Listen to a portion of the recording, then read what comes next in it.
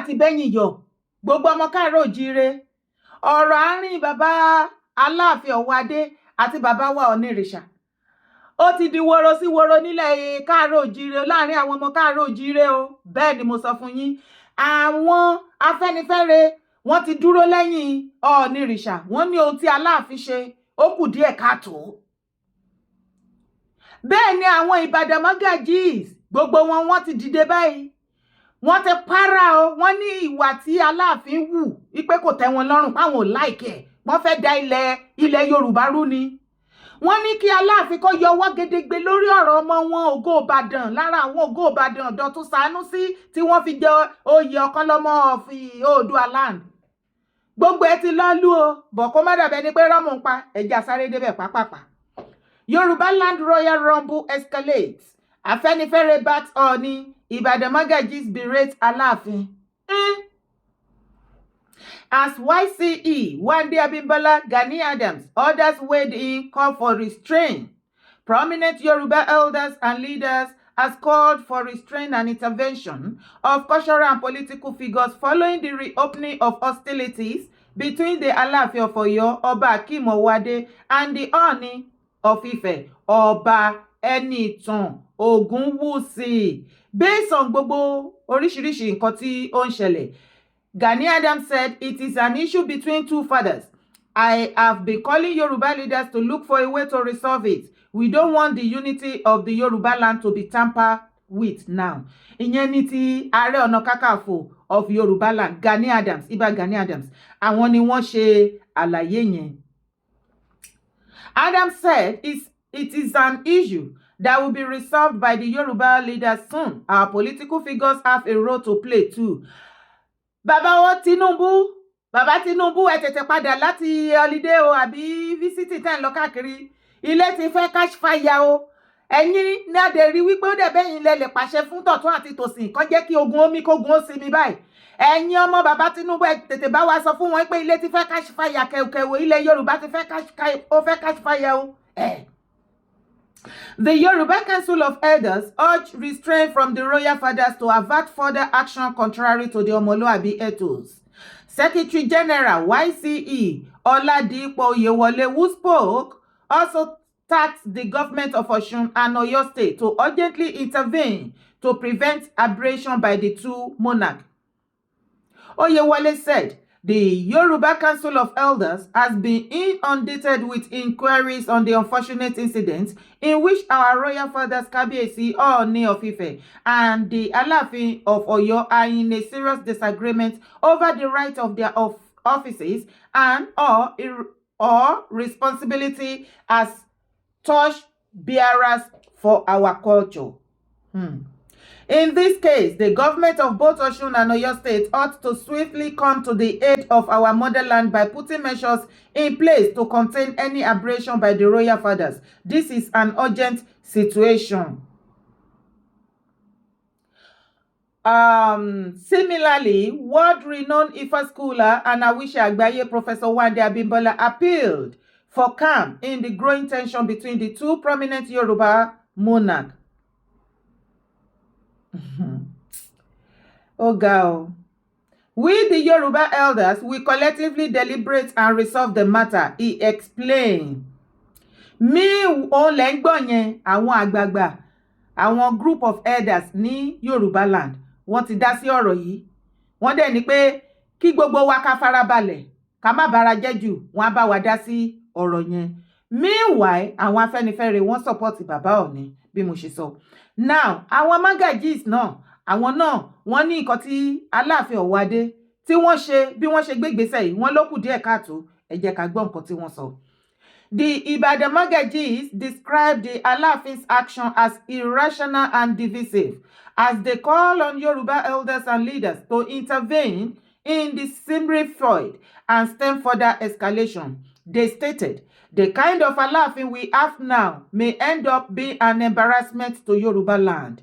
He has started provoking Ibadan people by targeting a foremost Olubadan chief, philanthropist and respected personality, Dọ̀tun Sànúsí. Ibadan will resist any attack on his pride. They healed. Hey, oh Lord. The Mogajis further alleged that the Alaafin had, during a recent visit to Ibadan, spoken disrespectfully to the Ooni of Ife, warning that such conduct was unbecoming of a custodian of Yoruba culture. Meanwhile, the pan-Yoruba socio-political organization Afenifere backed the Ooni as head of all kings in Yoruba land. Hey. Ọ̀rọ̀ yẹn lẹ́ ń gbọ́ yẹn báyìí. Àwọn Mogaji Ibadan wọ́n ní ìwà àti ìṣe àti gbogbo nǹkan tí Aláàfin Ọ̀wádé wù lẹ́nu ọjọ́ mẹ́ta yìí wọ́n ló kù díẹ̀ káàtó. Wọ́n dẹ̀ wá fi wọ́n ní ránṣẹ́ gẹ́gẹ́ bí mo ṣe kà fún yín. Wọ́n fi wọ́n ní ránṣẹ́ sí Aláàfin Aláàfin Ọ̀wádé ipe kí wọ́n rọra gbé ìjọba wọn dúró ní Ọ̀yọ́ kingdom níbẹ̀, kí wọ́n má try láti tasẹ̀ àgẹ̀rẹ̀ wá sí Ìbàdàn o. Ipe àwọn ò fi ògo Ìbàdàn, ìkan lára àwọn ògo Ìbàdàn táwọn ń wojú tó jẹ́ iyebíye lọ́wọ́ wọn, olóyè Ọ̀kanlọ́mọ, Dọ̀tun Sànúsí tí wọ́n di of Yorùbá land of Oòduà land yìí, wọ́n láwọn ò fi ṣeré. Àwọn Ìbàdàn Mogaji àti gbogbo ọmọ Ìbàdàn wọ́n láwọn ò fi ṣeré o. Wọ́n ní iyebíye ni lọ́wọ́ wọn kí ọba Ọ̀wádé kí wọ́n fi Ọ̀yọ́ ṣe ti tọ̀yọ́, kan jẹ́ kí Ìbàdàn kó ṣe ti Ìbàdàn. Wọ́n tún wá tẹ̀síwájú, wọ́n ní bẹ́ẹ̀ náà ní lẹ́nu ọjọ́ mẹ́ta yìí tí ìkọ̀kan tí occasion ṣẹlẹ̀ níbàdàn. Wọ́n ní wọn láìkì bí Aláàfin Ọ̀wádé ṣe ń sọ̀rọ̀ àbùkù àfàǹṣá bóyá bìlítù Ọ̀nìrìṣà wípé irú àwọn attitude àwọn ò fẹ́ rárá ní sàkání wọn. Wọ́n sì tẹ̀síwájú o. Wọ́n bẹ́ẹ̀ náà ni àwọn Afẹ́nifẹ́re wọ́n dúró gbọ́n lẹ́yìn Ọ̀nìrìṣà. Wọ́n ní wípé Ọ̀nìrìṣà òun nìkan ni àwọn mọ̀ ní olórí gbogbo ọba ilẹ̀ Yorùbá pátá láìkó ẹnìkan. Ṣùgbọ́n wọ́n tún wá continue ń bí yìí, wọ́n jẹ́ kí oníkálùkù kí wọ́n mọ ààyè ẹ̀. Bẹ́ẹ̀ ni wọ́n ní kí oníkálùkù kó mọ ààyè ẹ̀, kó mọ ibi tí iṣẹ́ ẹ̀ tí ó dé.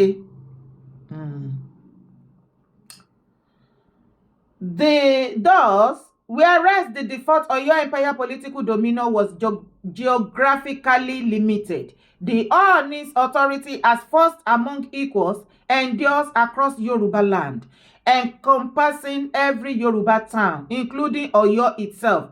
The distinction is clear. Temporal might does not equate to spiritual or cultural primacy, and colonial record consistently reinforced this hierarchy. He further claimed that the Ooni was referred by the all Yoruba kings, including the Alaafin, as the spiritual of the race, while the Alaafin of Oyo retained history prestige as a symbol of Oyo Empire's political might.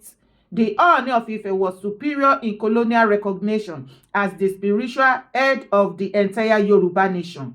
Wow. This was not a power imposed by the British, but rather one they acknowledged, codified, and used in their provincial administration, Abagu said. Lọ́rọ̀ kan ṣá wọ́n jẹ́ kó yé wa wípé Ọ̀nìrìṣà gbogbo jurisdiction wọn, gbogbo ilẹ̀ Yorùbá, ilẹ̀ Káàárọ̀ Oòjíire Oòduà land ni gbogbo ọba wọ́n sì balẹ̀ lórí, wọ́n jẹ́ olórí wọn. Wọ́n ní ṣùgbọ́n Aláàfin of Ọ̀yọ́ jurisdiction wọn kò ju Ọ̀yọ́ kingdom, Ọ̀yọ́ empire, tí ò ní ọ̀pọ̀lọpọ̀ ìlú bí Ìbàdàn àbí nǹkan kan ní abẹ́nú. Ibẹ̀ ni kọ́kọ́ là ń lọ o.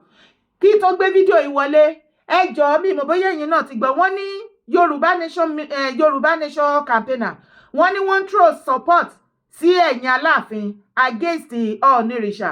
Wọ́n ní wọ́n sọ wípé àtìgbà tó ti pariwo Yorùbá nation wọ́n fẹ́ dá dúró wípé Ọ̀ọ̀ni ò dá sí. But before that, ẹ wá wo fídíò yìí.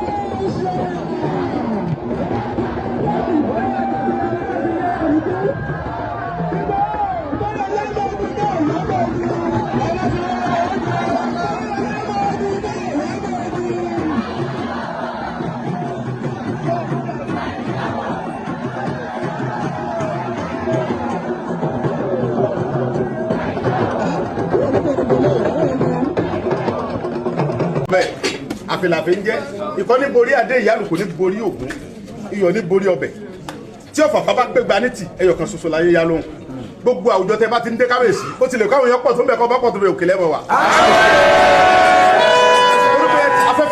àti di afẹ́fẹ́ lẹ́lẹ́fẹ́ làlújá wà ẹ di ẹ̀fùfù lẹ́lẹ́fẹ́ mi gbòòrò títì balẹ̀balẹ̀ fi ti la gbàlùkà ni àwọn baba ní tálẹ́ bá lẹ́ bẹ̀nẹ̀bẹ̀nẹ̀ sùn náà ẹni kẹ́ gbọ́ máa kí lójú máa kí ni bàbá yìí ẹni kẹ́ ti fi lè gbẹ́la ẹni bá gbọ́ máa kí lójú òrìjà àṣẹ̀gbó gbogbo ẹnikẹ́ni tí máa ń sọ̀rọ̀ yẹn láì dá tàbí tí ń sọ̀rọ̀ tí ọ̀dà lẹ́yìn wọ́n mọ̀ òrìjà àṣẹ̀gbó ni.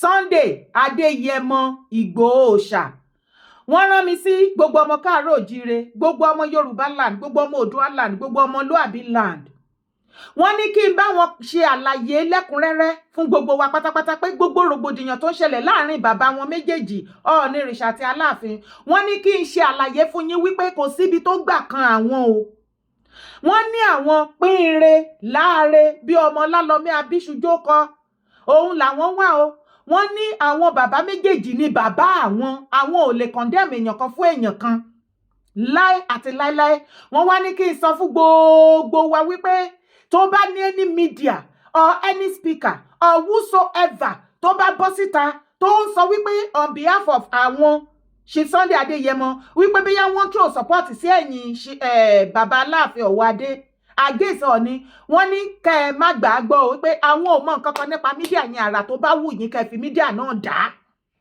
wọ́n láwọn ò ní dá sí wọn kí ilẹ̀ Yorùbá kí ó gba àtúnṣe òmìnira ilẹ̀ Yorùbá àlàáfíà àti ìtẹ̀síwájú unity àti ìṣọ̀kan àti ìfẹ́ láàrin wa òun ni àwọn gbé dání tẹ́ bá dé wo gbogbo bó ṣe ń lọ lẹ́nu ọjọ́ mẹ́ta yìí ẹ rí wípé bàbá wa Chief Igboho wọ́n lọ káàkiri gbogbo ọ̀dọ̀ àwọn ọba ilẹ̀ káàkiri ilẹ̀ Yorùbá wọn àwọn kan kọ́kọ́ bẹ̀rẹ̀ láti dá ojú ìrìn àjò yẹn rú wọ́n ní ṣebí ọ̀dọ̀ Ọọ̀ni ló yẹ kọ́kọ́ tó lọ sọ́dọ̀ Aláàfin wípé ẹ ṣe nítorí Chief Igboho ti wá láti Ọ̀yọ́ bàbá nírọ́ o bàbá Ọọ̀ni ni wọ́n kọ́kọ́ pè ṣùgbọ́n nígbà tí wọ́n tètè rí ní access tí wọ́n tètè fún wọn ní appointment tí appointment tí wọ́n dẹ̀ wá pé Aláàfin tí wọ́n ti fún wọn láppointment làwọn ṣe lọ ẹ̀ẹ́dẹ̀ rí wípé Chief Igboho wọ́n pàdé bàbá Ọọ̀ni ní patí tẹ́ ń wò nu fídíò yìí tí bàbá sì kí ọmọ wọ́n sì ti fún wọn ní appointment láìpẹ́ láì jìnnà yìí ẹ máa rí Chief Igboho lọ́dọ̀ bàbá wọn náà Ọọ̀nìrìṣà ní ìlú Ifẹ̀ ẹ jẹ́ kó gun omi ẹ jẹ́ kó gun osinmi ẹ̀yin abániwọ́ràn bá rí dá ẹ̀yin onísípíkà ọ̀ràn tó jẹ́ wípé Ìgbòho lẹ máa fi ṣe pàṣọ tẹ́ fi máa ń jàjà yín Ìgbòho ní any media tó bá lo orúkọ àbí anything this time around láti fi dá wàhálà lẹ̀ lórí nǹkan tí ò kan àwọn nǹkan táwọn gbé dání làwọn gbé dání kó o máa rẹ́dì láti fi aṣọ pépé roko ọba yes wàá jẹ́jọ́ ọba wà lábúrọ̀dù wàá jẹ́jọ́ ibikíbi tó bá wà wàá jẹ́jọ́ nǹkan tó bá ń ṣẹlẹ̀ láì dárúkọ Ìgbòho sí ìwọ tó bá jẹ́ mídíà bọ́ síta tó nǹkan tó bá fẹ́ sọ sí dá sí kó o dẹ̀ dúró tí ọ̀yọ̀ òun má fi Ìgbòho sí Ìgbòho láwọn ò tàpá sí ọ̀run àwọn àti bàbá Ọọ̀ni àti bàbá Aláàfin bàbá wọn ni wọ́n jẹ́ àwọn sọ wípé Yorùbá nation wọ́n support Aláàfin against Ọọ̀nìrìṣà wọ́n ní ọ̀pọ̀lọpọ̀ wọn sọ wípé torí àtìgbà tó ti pariwo Yorùbá nation wípé bàbá wa Ọọ̀nìrìṣà wọn ò dá sí ìwọ tó bá jẹ́ speaker àbí tó jẹ́ campaigner tó jẹ́ media tó ń sọ̀rọ̀ yẹn kó padà sí ẹlẹ́nu bẹ́ẹ̀ ni mo sọ kó padà sí ẹlẹ́nu ẹ̀yin abániwọ́ràn bá rí dá tí ẹ̀ bá rí ṣòṣe sinmi tí ẹ bá fẹ́ ṣe show kò take yín ní anything láti ṣe findings kẹ́ pé àwọn èèyàn kẹ́ béèrè information kẹ́ mọ̀ èyí tó jẹ́ òtítọ́ ń bẹ̀ kẹ́ tó bọ́ síta èmi ohun tí mo mọ̀ ni mo máa sọ fún gbogbo ẹ̀yin ọmọ káàárọ̀ òjíire tẹ́ ẹ bá fẹ́ ká tú àwọn ọ̀pọ̀lọpọ̀ because àwa kan wà tá à ń try láti pa many things mọ́lẹ̀ pé kí nǹkan má bàjẹ́ òun la gbé dání àtúnṣe la gbé dání ìrẹ́pọ̀ là ń fẹ́ unity ìṣọ̀kan láàrin ọmọ káàárọ̀ òjíire gbogbo wa òun là ń fẹ́ àfẹ́lẹ́yàmẹ̀yẹ lédèmèdè ẹ̀yin kan wà tó jẹ́ pé ìbàjẹ́ yẹn lẹ̀yin gbé dání nítorí àǹfààní ara yín náà ẹ jẹ́ ká ti bí pẹlẹbẹ ká bẹ̀rẹ̀ sí ní mọ́ọ̀lẹ̀ jẹ ohun tí ò yé yín ká láyé ọ̀pọ̀lọpọ̀ yín tẹ̀fẹ́ dá wà lálẹ́ káàárọ̀ òjíire land ó lèmi gbé dání bẹ́ẹ̀ torí Ọ̀yọ́ kingdom wọ́n ti di Yorùbá land mú Oòduà land ti wà nífẹ̀ẹ́ èmi I am neutral káàárọ̀ òjíire land ni mo gbé dání báyìí ṣùgbọ́n òtítọ́ tó bá ń lọ màá dá sí àásọ pa ẹ̀ kẹ́ tó dáná sun gbogbo everywhere. Jókòó kó wo ìwọ tó bá mọ̀ wípé àtijọ́ wà ní ìgbà tí bàbá Aláàfin àná Adéyẹmí tó sì wà ń bẹ̀ lórí àpèrè tó ti join movement ìgbà yẹn lọ̀rọ̀ tó mọ̀ nǹkan tó ń ṣe tó láti kalẹ̀ tó mọ̀ bó ṣe ń lọ. Ó yá jẹ́ ká jọ sòótọ́ ọ̀rọ̀ kó jẹ́ ká pàdé níbi comment section tí mo bá parọ́ sọ fún mi pé Dára irọ́ ló pa kó dẹ̀ bá mi mú proof ibi ọ̀rọ̀ tí irọ́ yẹn ti jáde wá. Ṣé Aláàfin Adéyẹmí àná kó tó wàjà ṣé wọ́n support Yorùbá nation? Gbogbo Yorùbá nation campaign àtẹ gbé òtítọ́ dání tẹ jẹ́ olótìtọ́ tí ẹ̀ kì í ṣe ọlọ̀tẹ̀ àtàlábòsí. Bá mi drop comment síbi comment section. Ṣé Aláàfin Adéyẹmí àná kó tó wàjà wọ́n support Yorùbá nation? Ipa wo ni wọ́n kó? As a matter of fact, bàbá wà lára àwọn tó ń takò wá. Apariwo bàbá títí débi wípé wọ́n sọ wípé àrí bàbá fín lórí kó support wa. Ó ní wo ni bàbá kọ́ títí tó fi jáde láyé wọn Nàìjíríà làwọn stand fún. Bàbá tún ìfi mẹ́sẹ̀jì ránṣẹ́ sí Chief Igboho pé àwọn ló mọ wàhálà tó kóra wọn sí. Yorùbá nation wo ni wọ́n gbà náà pariwo kiri. Yorùbá wọ́n ní wọn Nàìjíríà làwọn stand fún. Ṣé orin wọn Nàìjíríà kọ́ ni bàbá kọ títí tó fi wàjà? Ó yá bọ́ síta kó sọ fún wa ní 2 example contribution late Aláàfin Adéyẹmí àná tó fi support Yorùbá nation nígbà tó ń gbóná lálálá tá pé wọ́n. As a matter of fact, bàbá wà lára àwọn tó ń fún wọn nígbà tó fẹ́ lọ bọ́ọ̀sì ilé Ìgbòho. Ẹ má má jẹ́ ká ṣíṣí ká má má tútùkútù síta. Ẹ má jẹ́ tútùkútù síta. Lótìtọ́ bàbá pè wọ́n náà tó sọ fún wọn pé wọ́n bọ̀ wá bọ́ọ̀sì ilé wọn and so on and so forth. Wọ́n pín owó ẹ̀mí Ìgbòho káàkiri náà. Kí lẹ̀ ń sọ ẹ kàn fẹ́ ká ṣí ojú egbò ká ṣí dànù. Àwọn nǹkan tá a bò mọ́lẹ̀ ẹ fẹ́ kí gbogbo ọmọ káàrọ̀ òjìrè kí wọ́n mọ̀. Aláàfin wọn náà dá sí ọ̀rọ̀ Yorùbá nation. Tá a bá ní láàrin Aláàfin àti Ọ̀ọ̀ni kì í ṣe wípé bí yá mò ń support bàbá Ọ̀ọ̀ni ìwọ tó bá mọ̀ òtítọ́. Èmi ò máa bó sí ṣe ní òtítọ́ tí mo bá mọ̀ nǹkan tí mo bá mọ̀ ni màá sọ. Ọ̀ọ̀ni mo fi ọwọ́ sọ̀yà bàbá Ọ̀ọ̀ni ìrìṣà dá sí Yorùbá nation. Bẹ́ẹ̀ ni mo sọ fún yín. Ìdí tí bàbá yẹn dẹ̀ ṣe yọra wọn pátápátá ọwọ́ ọ̀pọ̀lọpọ̀ yín ni torí ẹ̀ ní secret ẹ̀ ní ìfètèmọ́ ètè ìfẹnumẹ́nu ẹ̀ mọ́. Kọ́mẹ́kẹ́mẹ́ ti gbọ́ nǹkan kékeré ẹ ti fòfẹ́rẹ́ ẹ ti tútùkútù kiri. Ẹ láṣìírí. Ṣùgbọ́n bàbá Ọ̀ọ̀ni dá sí wà ní ọ̀nà wo ni wọ́n fi dá sí àdá fún ẹ. Ẹ̀yin tí ẹ jẹ́ obìnrin àsìkò ṣé obìnrin àsìkò àbí obìnrin akíkanjú àgbáyé ní ìgbà náà tí màmá kúkú tí wọ́n líìdì tán jẹ́ lídà wọn. Àwọn obìnrin àgbáyé ìgbàanù gúrùpù ni. Ẹ bá mi ṣe fídíò kó dọ́dọ̀ ìyá kúkú tí mo bá parọ́. Wọ́n ṣe gudugudu méje yàyà mẹ́fà. Ìyá kúkú máa ṣiṣẹ́ o. Màmá kúkú máa ṣiṣẹ́ o. Ìyá yẹn fàyà rọ tó bá gbọ́ fojú gbọ́ tàbọn. Ó fẹ̀yìn rọ́ tàbọn. Ìyá kúkú ni ó ń jẹ́ bẹ́ẹ̀. She worked. Jesus! Àwọn ni wọ́n kó gbogbo àwọn obìnrin ní gbogbo abroad join mọ́ ti Nàìjíríà àbó ti gbàgbé ni. Tí wọ́n wọ aṣọ funfun gbogbo wọn. Ó ṣàrí fídíò clip. Across the whole Yorùbá land ta ni wọ́n lọ bá. Ṣé bí à ń pe bàbá Aláàfin àná tí ìwà jàǹgbà yẹn. Ṣé kí ló dé tí Aláàfin Adéyẹmí tí wọ́n ṣe lọ bá wọn tó kọ́ fún wọn láṣẹ kan fún wọn lówó. Ọ̀ọ̀ni náà lọ bá. Lẹ́yìn ìgbà tí wọ́n pe gbogbo ọba oríṣiríṣi tí wọ́n dá Ọ̀ọ̀ni nìkan ló jẹ́ wa ní òwò àwọn nìkan ni wọ́n lọ bá. Ọ̀ọ̀ni gbé owó sílẹ̀ tí wọ́n fi ṣe ètùtù ìṣọ̀kan ìfẹ́ ìgbéga ìtẹ̀síwájú nǹkan tó dáa ká má rí kú àkúfà ká má kú kú ọ̀wọ̀wọ̀ kí ilẹ̀ Yorùbá kó má gbàbọ̀dẹ̀ kí ogun kókó má kó wa lọ kí omi má tẹ̀yìn wọ̀gbìn lẹ́nu. You think pé peace tẹ́ ẹ̀ rí ní ilẹ̀ Yorùbá ní àárín gbogbo bí wàhálà ṣe ń ṣẹlẹ̀ káàkiri Nàìjíríà lénìí ẹ kàn rò wípé ọ̀rọ̀ orí social media nìkan ni àwọn tó ń ṣiṣẹ́ bí akúra tí bá sọ fún yín ẹ máa believe. Ọ̀ọ̀ni ìrìṣà nìkan ló tún sọ́pọ́tì nínú gbogbo ọba láàrin Aláàfin àná àti tòní àti Ọ̀ọ̀ni ìrìṣà nìkan ni wọ́n dá sí. Aláàfin Òní ìgbà tẹ́ ti dé ó yá ẹ̀yin tẹ́ wá sọ wípé nítorí Ọ̀ọ̀ni ìrìṣà ò dá sí ìrìn àjò Yorùbá nation ó yá ẹ bọ́ síta kẹ́ fún wa ní 2 proof ọ̀nà tí Aláàfin Ọ̀wádé ti gbà support Yorùbá nation. Ẹ mú jáde ẹ máa ní láti mú jáde ni o dandan ni ẹ máa mú jáde. Ṣùgbọ́n tí ẹ bá ti lè rí ẹyọkan àbí méjì tí ẹ lè mú jáde wípé Aláàfin Ọ̀wádé ti support Yorùbá nation kó tó di pé wọ́n jẹ Aláàfin àbí lẹ́nu ìgbà tó jẹ Aláàfin ọlọ́tẹ̀ ní gbogbo ẹ̀yin sọ̀rọ̀sọ̀rọ̀ tẹ́ bá sọ bẹ́ẹ̀ ọlọ́tẹ̀ ní yín gbogbo ẹ̀yin ọmọ káàárọ̀ òjíire ẹ mú wọn sọ́wọ́ ẹ wojú wọn dáadáa kẹ́ mọ̀ wọ́n lára àwọn tí wọ́n fẹ́ ba ilẹ̀ Yorùbá jẹ́ tí wọ́n fẹ́ kí ilẹ̀ káàárọ̀ òjíire kó nísinmi nítorí ọ̀rọ̀ òfò àtàdánù. As far as I'm concerned, èmi ò mọ̀ nípa ti Yorùbá Nation campaigner ṣùgbọ́n ní ti Chief Igboho ẹni ẹlẹ́ni rìn káàkiri gbogbo ọ̀dọ̀ àwọn ọba kan bá wọn bẹ bàbá Tinubu ẹni tó bá yé kó yé ìwọ tó bá fẹ́ mọ̀rọ̀ kó gbọ́rọ̀ tó bá ní pé kán máa tàn ẹni máa tọ́ra ẹ ṣùgbọ́n ìwọ fúnra lára ẹ jókòó kó wò ó nǹkan tó ń sọ yẹn náà ni wọ́n ní kán fáwọn ní freedom wọn wọ́n nídìí freedom wọn ìyẹn ìkíní wọ́n dẹ̀ ní pé kí wọ́n gbé security ètò ààbò ilẹ̀ Yorùbá kí wọ́n gbé fún wọn ìrìn tí bàbá rìn nìyẹn wọ́n rìnrìn ọ̀tẹ̀ wọ́n lọ sọ́dọ̀ Ọọ̀ni láìpẹ́ yìí wọ́n ti lọ sọ́dọ̀ Aláàfin tẹ bá wá rẹ́yìn campaigner tẹ bá ní wípé torí àárín yẹn fẹ́ fi orí kíní Ìgbòho ní ká sọ fún gbogbo ọmọ káàárọ̀ òjíire gbogbo ọmọ Yorùbá land àwọn ò mọ kankan nípa ẹ̀ àwọn ò dẹ̀ ní interest inú kéèsì yẹn.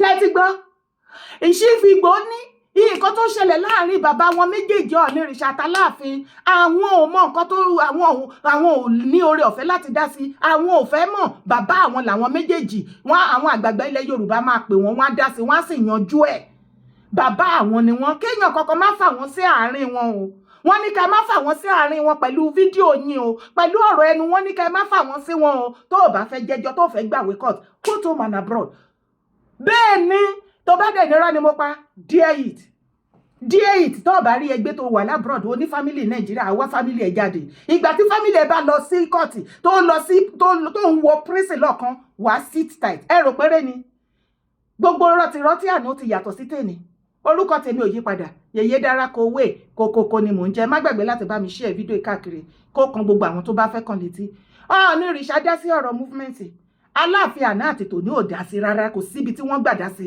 wọn ò ní interest wọn Nàìjíríà náà stand fún Chief Igboho ò dá sí ọ̀rọ̀ Aláàfin àti Ọọ̀ni ilẹ̀ káàárọ̀ òjíire ni wọ́n gbé dání ìfẹ́ gbogbo ọba aládé baálẹ̀ gbogbo everybody náà ń fẹ́ ìṣọ̀kan wá ìtẹ̀síwájú wa náà fẹ́ wọn ò dá síjà ẹ má rò Chief Igboho mọ́ wọn ò dá sí o wọn ò dá sí o Igboho ò dá sí o bàbá wọn ní méjèèjì wọ́n lọ sọ́dọ̀ Aláàfin láìpẹ́ wọ́n lọ sọ́dọ̀ Aláàfin láìpẹ́ wọ́n lọ sọ́dọ̀ Ọọ̀ni láìpẹ́ wọ́n lọ ní bí pípẹ́ kò pẹ́ sí ẹ̀rí wọn bẹ́ẹ̀ ni má gbàgbé láti share fídíò ire o.